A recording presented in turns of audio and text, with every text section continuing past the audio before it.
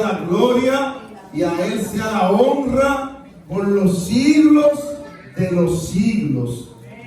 Hermano, Dios ha sido demasiado bueno. Felicitamos a todas las personas que estuvieron participando de la escuela bíblica. Tremendas participaciones. Me gocé y me gozo aún más porque veo que no solamente el pastor tiene capacidad para dar la escuela bíblica. Créanme que las últimas escuelas bíblicas han sido apoteósicas y seguirán siendo apoteósicas. Como dice el profeta Ageo, la gloria postrera de esta casa será mayor que la primera. Así ha dicho Jehová Dios de los ejércitos. Sigan estudiando su clase cuando le toque. Sigan meditando, sigan pidiéndole al Señor que le dé sabiduría para reflexionar en su santa e infalible palabra. Yo quiero que busquemos la carta a los Filipenses. Carta a los Filipenses. Me imagino que ya la tienen ahí porque de ahí se estaba hablando en la escuela bíblica. ¿Verdad que sí? Y vamos a leer los primeros 10 versículos, aunque hoy lo vamos a tocar unos cuantos solamente. Y lo vamos a leer como de costumbre, en ocasiones lo leemos aquí. Ustedes leen uno y yo leo otro. Vamos a ponernos de pie para así reverenciar su santa palabra. Capítulo 1, versículo 1 al 10. Lo vamos a leer, ustedes leen uno y yo leo otro. Como yo soy que estoy aquí como moderador, voy a leer el uno y ustedes me siguen.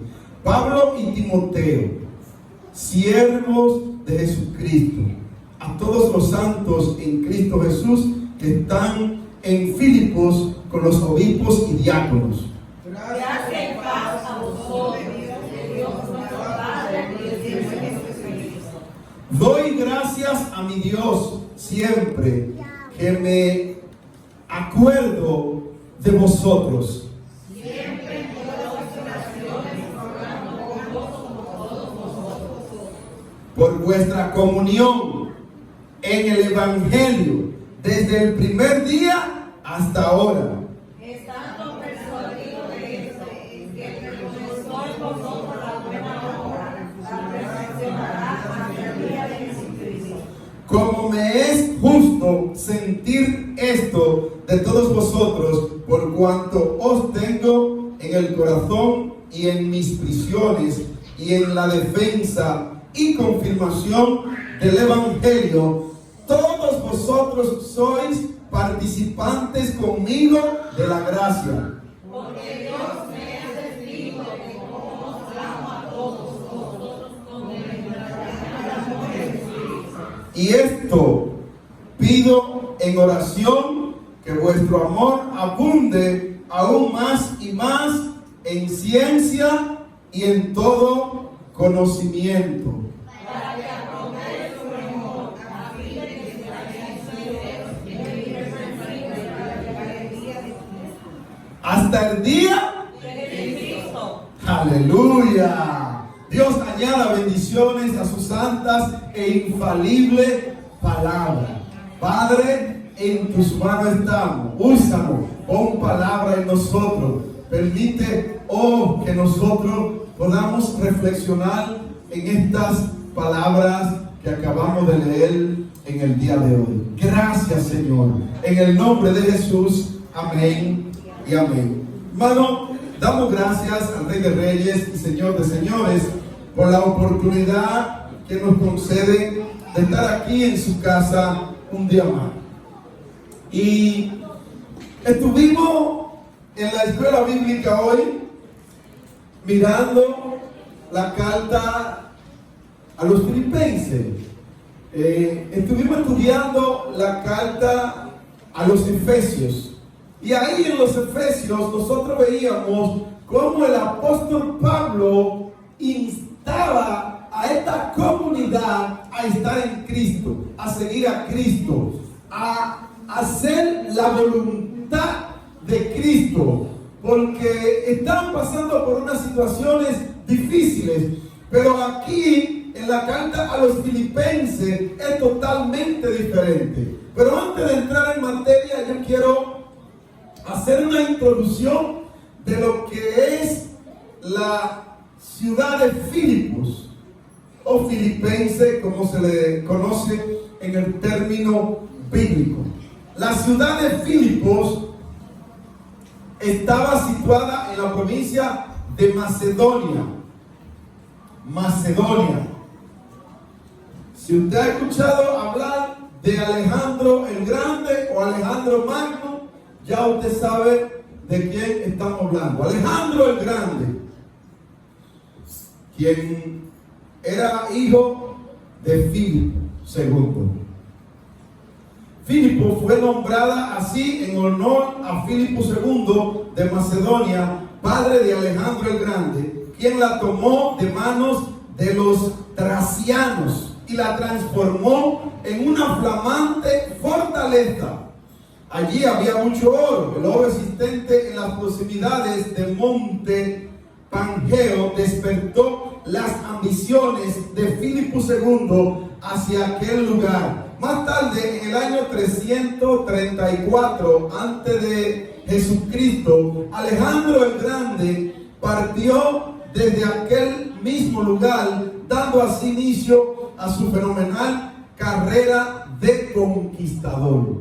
Este hombre conquistó varias ciudades, Alejandro el Grande. Filipos también disfrutaba de una situación geográfica excelente, al encontrarse en la fértil llanura bañada por el río Gangites y cerca del gran camino, la vía Ignacia, que unía a Europa con el Asia. Estamos hablando en el año 42 antes de Jesucristo. Una memorable batalla tuvo lugar entre los asesinos de Julio César y los amigos de este, quienes deseaban tomar venganza. Octavio y Antonio, amigos de Julio César, vencieron en aquella batalla a Bruto y a Casio. En honor a la victoria obtenida, Octavio permitió a la ciudad de Filipos que el título de colonia romana, lo cual hacía de esta una Roma miniatura. O sea, hicieron de la ciudad de Filipos una colonia romana. Las colonias romanas eran auténticas réplicas de la capital imperial, y todas aquellas ciudades que eran constituidas colonias recibían un verdadero honor. Como colonia, Filipos era una ciudad con gobierno propio y con un alto nivel de cultura. Además, la ciudad de Filipos habría recibido el Jus Italium, que le hacía libre de impuestos, y no solo libre de impuestos, sino que le garantizaba a Filipos ciertos privilegios. Esta garantía que ellos tenían le merecía a ellos gozar de todos los privilegios que podía gozar un ciudadano romano. Los ciudadanos de Filipos, los filipenses, ciudadanos romanos, cosa que era considerada de gran estima, la ciudadanía romana garantizaba ciertos derechos y privilegios que hacían al poseedor de esta sentirse orgulloso. Tal vez fue por eso que Pablo les recuerda a los filipenses que nuestra ciudadanía está en los cielos. Filipenses 3:20, Pablo le recuerda a los filipenses: señores, yo sé que ustedes están gozando de muchos privilegios, pero no se enfoquen en esos privilegios porque ustedes sean ciudadanos romanos, porque nuestra verdadera ciudadanía está en los cielos, allá en la Canaán celestial. ciudadano romano, al igual que los filipenses. Sin embargo, él había sufrido una grande humillación en su visita a aquella ciudad. De acuerdo con la Lex Valeria del año 509 antes de Cristo, estaba prohibido azotar a un ciudadano romano sin previa decisión popular. Además, de acuerdo con la Lex Porcia del año 248 antes de Cristo, estaba prohibido azotar a cualquier ciudadano romano por causa alguna. Cuando el apóstol Pablo escribe esta carta a los filipenses, el valor de la ciudadanía romana había alcanzado su grado máximo. Estaba ya en el clímax, pero en años posteriores declinó hasta el grado de ser una carga y no un privilegio. Que acertado estuvo el gran apóstol al recordarles a los hermanos de Filipos que el valor real de la vida es aquel que se desprende de una relación correcta con Dios. Ese es el verdadero valor. Y el apóstol Pablo le está recordando a los filipenses esa partecita que al parecer por la comodidad que estaban teniendo, la estaban olvidando. A veces, cuando tú estás muy cómodo, en ocasiones se te olvida que esa comodidad te la dio Dios. Que esos privilegios ha sido Dios quien te ha posicionado ahí en ese lugar que tú estás. Donde te han promovido, Dios te ha promovido. Dios ha tocado una puerta para que esa puerta se te abra. Pero en ocasiones es algo que yo me lo encuentro a veces hasta contradictorio. Que a una persona tenga que pasar por un proceso difícil para reconocer la grandeza del Eterno. Para buscarle, para adorar su nombre, tenga que estar pasando por un proceso. No es necesario. Y los creyentes sabios, inteligentes, lavados por la sangre de Cristo, no esperan pasar por un proceso para estar buscando la presencia del Eterno. Lo hacen estando bien y lo hacen estando en un proceso. Esos son los grandes hombres y mujeres de Dios. El comienzo del Evangelio, iglesia, en Filipenses, la ciudad de Filipo, fue la primera en Europa que recibió el Evangelio. Fue la primera en Europa. El capítulo 16 del libro de los Hechos fue leído ahorita aquí. ¿Verdad que sí? La hermana Nina lo leyó. El capítulo 16 del libro de los Hechos. Claro que sí. Lo leyó creo entero. Sí, porque esa parte habla mucho. Claro que sí. Nos relata la historia conmovedora de aquel momento. Pablo había partido de Antioquía en Siria en su segundo viaje misionero, llevando con él a un amigo inseparable, a Sila, como compañero.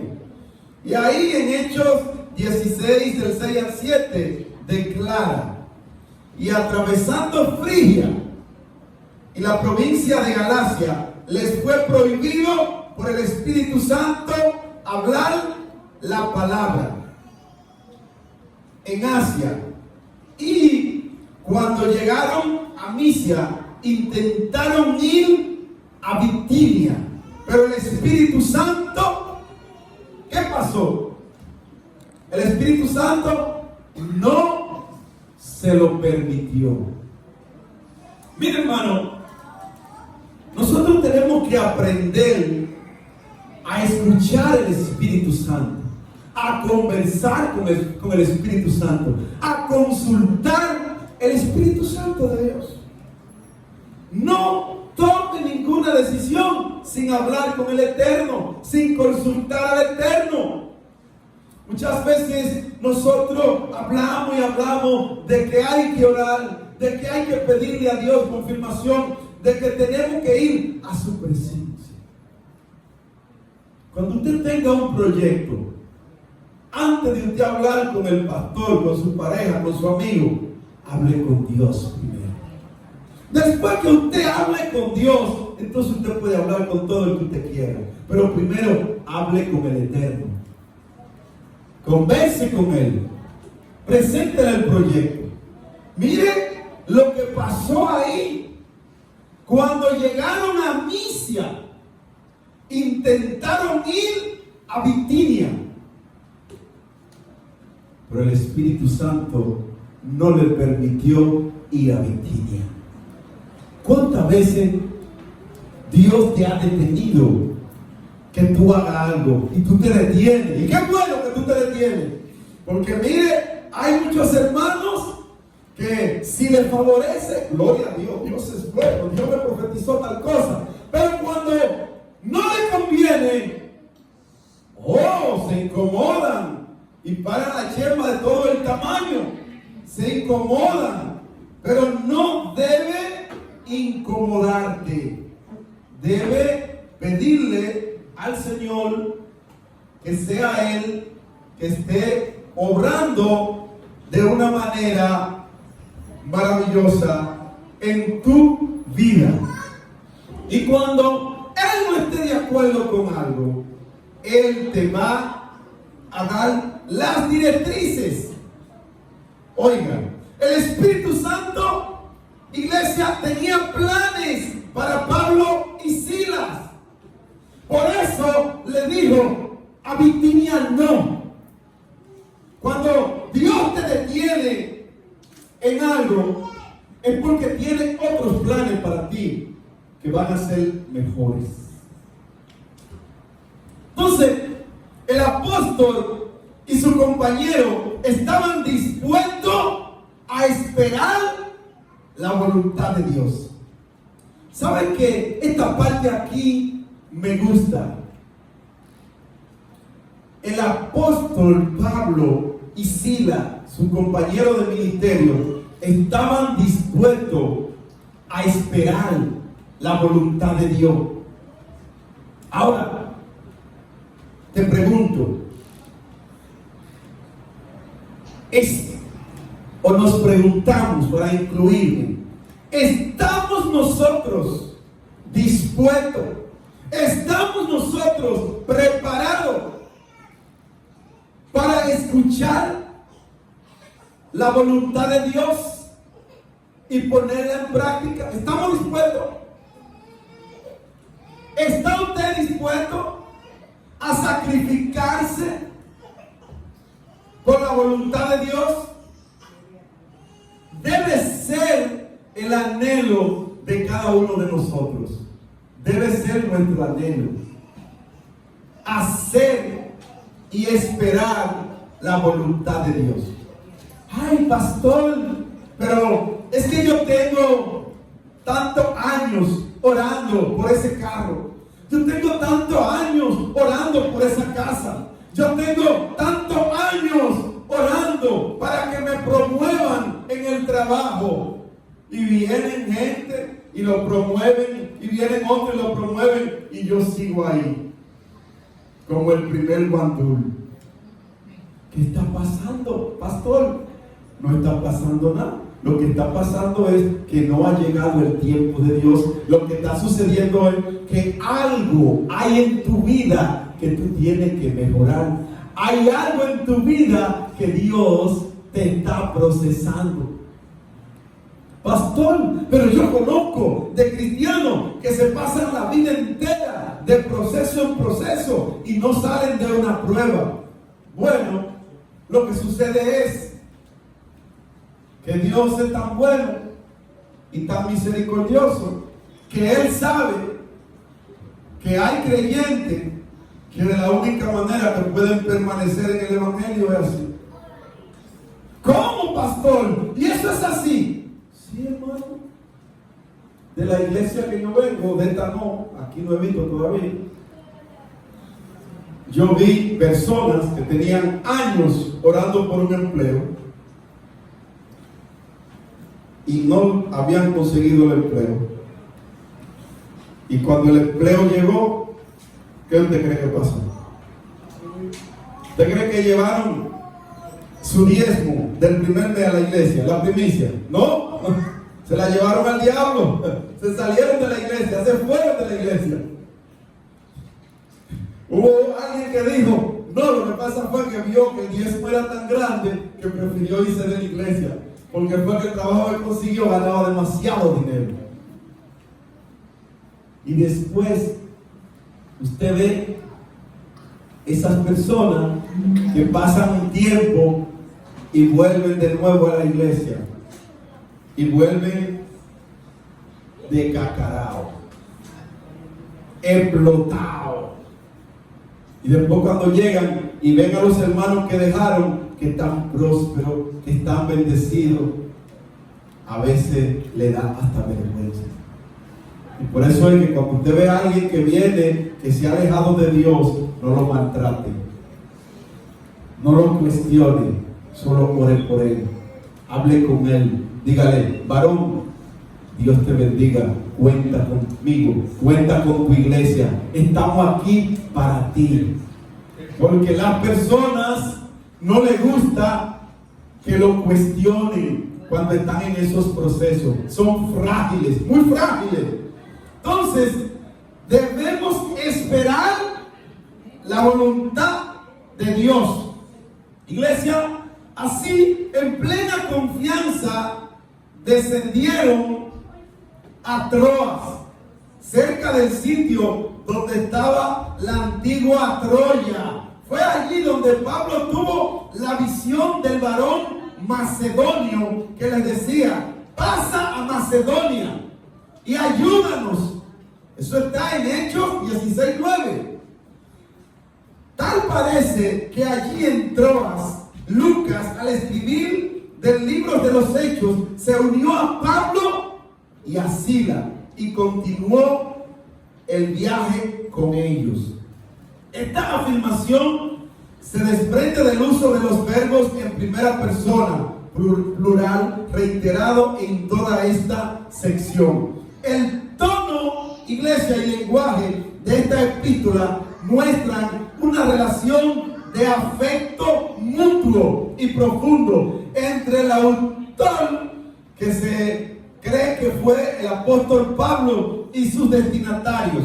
Ello se ve confirmando por el material que encontramos en Hechos 16 sobre la forma en que entró el evangelio en la ciudad de Filipos, y las referencias igualmente cariñosas en otras epístolas paulinas, como en 2 de Corintios 8:1, Romanos 15:26-27, donde el apóstol nombra a toda la provincia de Macedonia, que incluye a Filipos y Tesalónica. Esta es una de las pocas iglesias en las cuales aparentemente no habían graves problemas. Mire, en esta iglesia de Filipenses no habían problemas doctrinales, o no habían tantos problemas doctrinales, para no decir que no habían tantos problemas de inmoralidad, no lo habían, como había en las otras iglesias que el apóstol fundó y visitó. El tono general de la carta es más bien el de un desafío a que los filipenses sigan siendo excelentes. Es una exhortación a que ellos sigan siendo excelentes creyentes, sigan creciendo en la doctrina de Jesucristo, y que sobre todo ellos puedan adquirir madurez en Cristo Jesús. Pastor, ¿cómo se adquiere madurez? ¿Cómo se adquiere la madurez, pastor? La madurez es un proceso que podemos adquirir a través de la oración, a través del estudio de la santa palabra de Dios. La madurez la adquirimos cuando nosotros nos colocamos en un lugar especial y tratamos de entender que Cristo lo es todo para nosotros. No sé si pueden adorar a Dios y darle gracias al Señor. Entonces, la madurez. Pastor, ¿cómo me doy cuenta si soy maduro en Cristo Jesús? No maduro como un mango, ni como una guanábana, ni como una guayaba. Usted sabe a la madurez a la que yo me refiero. ¿Cómo darme cuenta que tengo madurez? Bueno, cuando alguien te falla y tú tienes madurez, tú oras por esa persona. Cuando alguien te ofende y tú tienes madurez, tú oras por esa persona. Tú le dices a Dios: Señor, no le tome en cuenta lo que me hizo Pedro. Señor, trata con Pedro. Señor, ayuda a Juan. Mira que me ofendió, que me faltó el respeto, pero no le tome en cuenta ese pecado. No le tome en cuenta ese pecado, porque él, a lo mejor, el enemigo lo tomó desprevenido. La clave, iglesia, del contenido de esta carta es la cristología. Es cristológica. El propio autor afirma que su vida gira alrededor de la lealtad a Cristo. Su vida, la vida del apóstol Pablo, giraba alrededor de la lealtad a Cristo. Él era leal a Cristo. Por eso, cuando hablábamos en la escuela bíblica y el hermano Ramón Elías tomó el ejemplo de que amenazaron a alguien y le dijeron: si dice que eres de Cristo, va a morir. Y dijo: soy cristiano, estoy dispuesto a morir. Y la pistola se trancó, el fusil se trancó, todo se trancó en ese momento. Asimismo, cuando alguien quiere atentar contra ti y va por ahí a criticarte, a levantarte falsos testimonios, queda en vergüenza él, no tú. ¿Sabes por qué? Porque todo lo que se hace en tiniebla sale a la luz. Y Cristo está para ayudarnos, para protegernos. Pero usted y yo tenemos que ser leal a Él.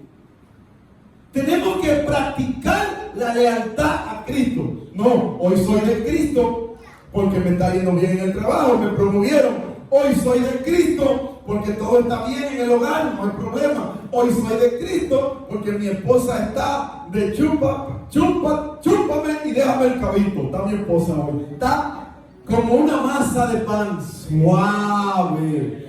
Está que no se da por nadie. Hoy soy de Cristo. Pero mañana que mi esposa le llegó el periodo menstrual y está incómoda, que todo le hiele y nada le huele. Ah, no, hoy no soy de Cristo.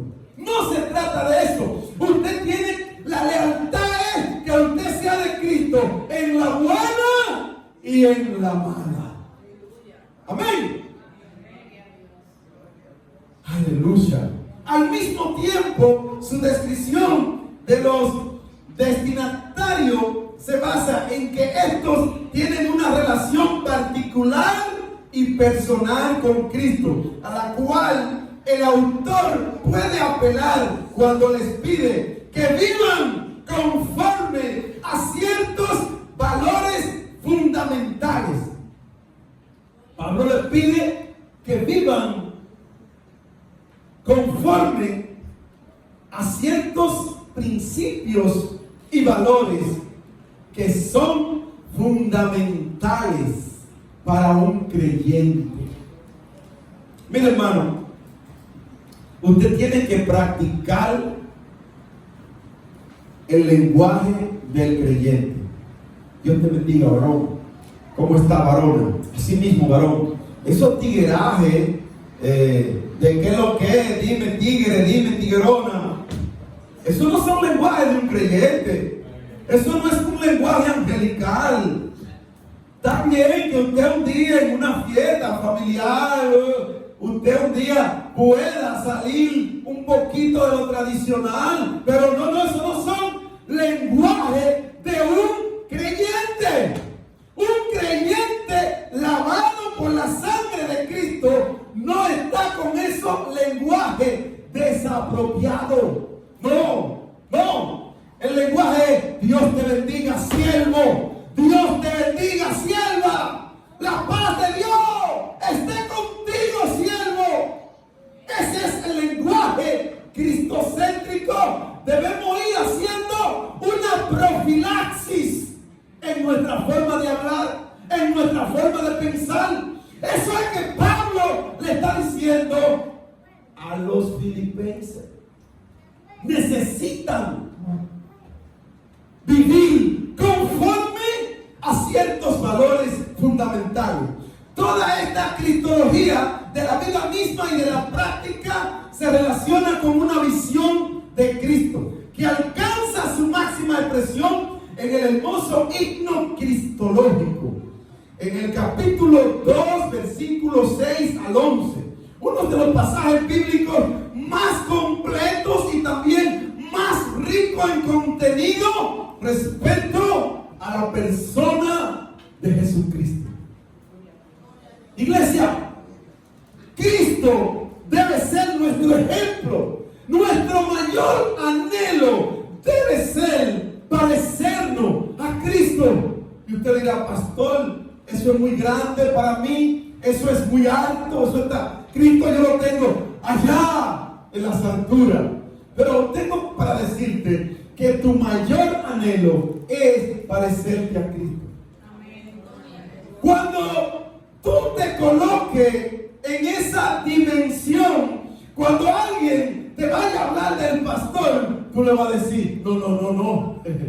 Yo acabo de venir de 2 horas de oración y ahí estaba orando por el pastor, por los pastores, por toda la iglesia, por los hermanos de la iglesia, y yo recibí una llenura que yo no acepto criticar a nadie, ni a los que me atacan, porque me he dado cuenta que Cristo, cuando estaba en la cruz, dijo: Eloí, lama sabachthani.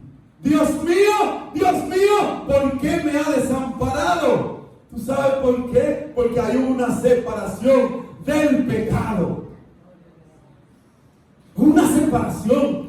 El Señor quedó solo ahí porque estaba cargando con los pecados tuyos y con los míos. Entonces, ese hermano que está orando dice: no, yo quiero estar limpio para que el Señor no me abandone. ¿Tú sabías que cuando tú entras en la crítica, que cuando tú comienzas a despotricar al hermano, automáticamente pasa eso? Cristo está a kilómetros. Eso es como cuando tú vas en un vehículo, que tú pasas de 100 y pico, y ya cuando tú vas en 200 y 201, ya Cristo se baja de ahí y se monta en los pequeños. Pastor, sí, porque tú estás desafiando al Señor. Tú lo estás desafiando.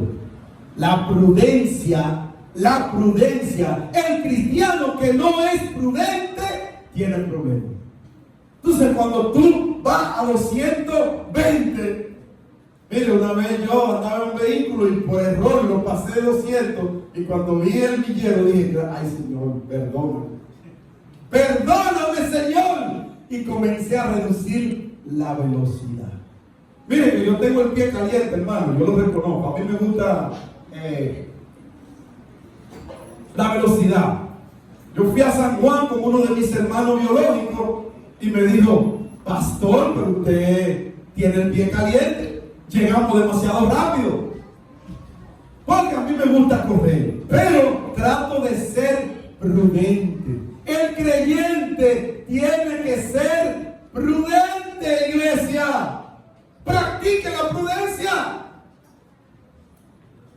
Iglesia, en los versículos 1 y 2, siguiendo las fórmulas literarias de su tiempo, Pablo inicia su carta con una referencia a sí mismo como el autor e incluye a Timoteo, quien al momento de escribir lo está acompañando y quien también había formado parte del equipo misionero que inició la predicación del evangelio en Filipos. En otras cartas, Pablo se presenta a sí mismo como apóstol, pero aquí el término que usa es siervo de Cristo Jesús, esclavo.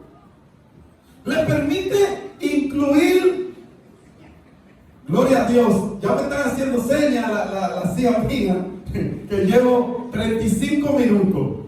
Wow, no sabía que llevaba 35 minutos, iglesia. Y es verdad. Wow, gloria a Dios. Aleluya. Pero no se preocupen, denme 5 minutos. 5 minutos. ¿Me regalan 5 minutos? 5 minutos nada más. Tómalo ahí el aire, 5 minutos. Le permite incluir a Timoteo. Además, concuerda con el espíritu de humildad, que es un tema que predomina en la carta y coincide con el hecho de que en Filipos aparentemente no se discute la autoridad apostólica de Pablo. Iglesia, la próxima prédica vamos a estar viendo los versículos 3 al 6. Hoy vimos la introducción en los primeros 2 versículos, 1 y 2. La próxima prédica vamos a estar abordando del versículo 3 al versículo 6. Hermano, estamos tratando de que el tema no siempre va a ser así, pero por lo menos ahora aprovechémoslo. Tratar de que el tema de la escuela bíblica pueda coincidir con el tema de la predicación, porque así cualquier cosita que no se toque en la escuela bíblica, pues lo tocamos en la parte del mensaje. Hermano, es necesario que usted ponga de su parte en el estudio de la escuela bíblica. Pastor, no tengo el material. Pues lea Filipenses. Todavía tengo Efesios, porque duramos casi 2 meses con Efesios. Entonces, estudie la carta a los Filipenses. ¿Cuántos capítulos tiene esa carta? Son 4. Diario usted puede leer esa carta. Diario. La puede leer diario, la carta. ¿Usted qué hace? La lee. Cuando la leyó, como son 4 capítulos, se va al 1. Y usted comienza en el capítulo 1, usted comienza lo que estamos estudiando, usted comienza a estudiarlo, versículo por versículo. Y usted comienza, en su Biblia, alguna Biblia tiene glosario, comparaciones, tienen diccionario bíblico, y usted comienza a comparar ahí. Si hay algo que usted no entiende, pues usted pregunta, usted no se escribe, pastor, no entiendo esto, pastor, ¿qué significa esto? Pero no se quede sin estudiar la carta a los Filipenses. Hermano, la escuela bíblica es importante. Vamos a concluir por el día de hoy. Creo que ha sido un día apoteósico